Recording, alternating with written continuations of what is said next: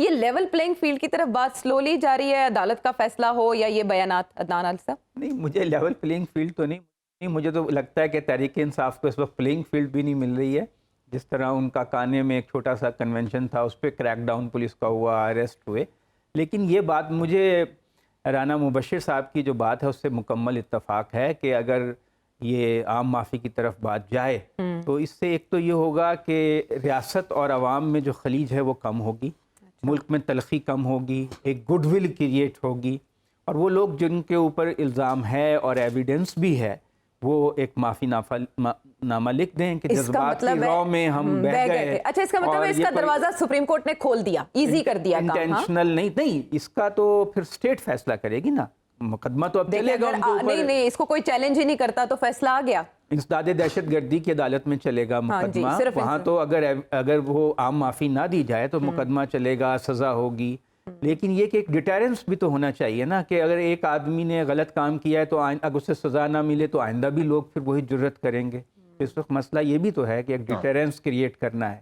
لیکن اس سے ایک تو فائدہ یہ ہوا ہے کہ جو اسٹیبلشمنٹ ہے یا جو ہمارا سیکیورٹی انسٹیٹیوشن ہے، اگر وہ ٹرائل نہیں کرتا تو وہ ایک تنازع سے باہر نکل آئے گا. متنازع حیثیت اس میں نہیں ہوگی، لوگ اس پہ سوال نہیں اٹھا سکیں گے.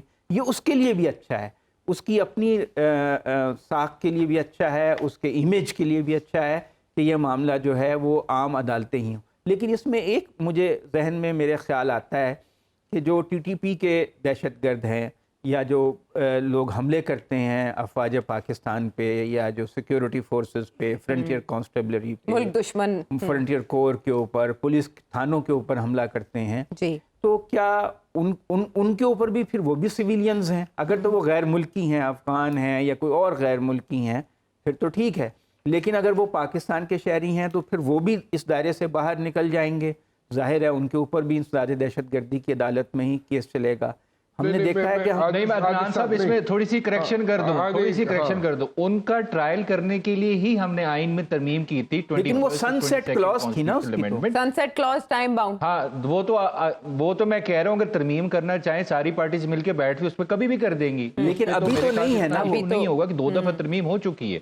ہاں، اب تو نہیں، وہ failure of the parliament, they have to do it نا. لیکن anti terrorism act is an effective law, ان کا ملٹری کورٹ میں ٹرائل کرنا. جیسے اب اے پی ایس پہ حملہ ہوا اور وہ تو ایک بہت ہی بڑا ہولناک اور پاکستان کے لیے ایک بہت بڑا المناک واقعہ تھا. تو اب یہ ہوتا ہے کہ ہماری جو عام انسداد دہشت گردی کی کورٹس بھی ہیں اس میں بھی بعض اوقات معاملات بہت جو ٹائم فریم ان کو دیا جاتا ہے اس سے بہت آگے چلا جاتا ہے. جی، تو ان کو بھی ایفیشینٹ بنانے کی اس کا بڑا آسان سا طریقہ ہے. اس کا بڑا آسان طریقہ ہے، آپ 5 سال کے لیے کر لیں، سن سیٹ کلوز نہ رکھیں اور آئین میں ترمیم کر دیں. وہ کون روک رہا ہے؟ 2 دفعہ کر چکے ہیں آپ، پھر کر سکتے ہیں. وہ کر چکے ہیں، ہم اس کو امینڈ کر چکے ہیں، اس کے سیکشن کو وائڈ کر چکے ہیں.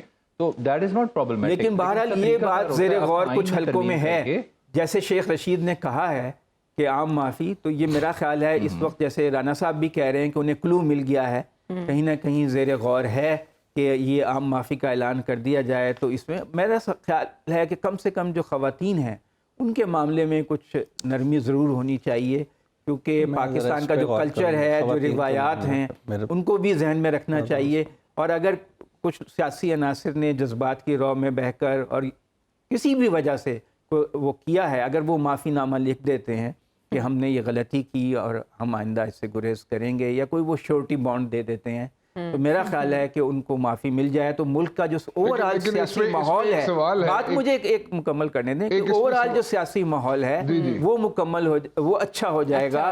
اور پاکستان میں جو اس وقت بہت زیادہ پولرائزیشن ہے، انسٹیبلٹی ہے، بے یقینی ہے، اس کو ختم کرنے میں مدد ملے.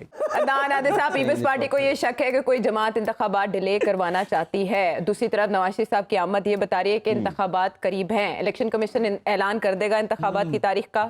سپریم کورٹ کا موڈ دیکھتے ہوئے دیکھیں جی، الیکشن تو اگر آئین رہا تو کرانے ہی پڑیں گے. اگر کوئی بہت بڑی ایمرجنسی ہو جائے تو پھر تو ملک کے وسیع تر قومی مفاد میں چیزیں ڈیلے بھی ہو سکتی ہیں. ملک کے معاشی حالات بہت خراب ہیں، دہشت گردی کا خطرہ منڈلا رہا ہے، مڈل ایسٹ کی صورتحال بہت خراب ہے. وہ جنگ علاقائی جنگ میں تبدیل نہ ہو جائے، طالبان ٹی ٹی پی کا حملہ نہ ہو جائے، ملک کی جو فائنانشیل صورتحال ہے. تو وسیع تر قومی مفاد میں ہمیں چاہیے کہ اس امکان کو اپنا پھر آنکھیں موجود بند کر لیں۔ رکھیں، اس دروازے کو پوری طرح بند نہ کریں، کیونکہ ملک کا وسیع تر مفاد جو ہے وہ سب سے اہم رہتا ہے۔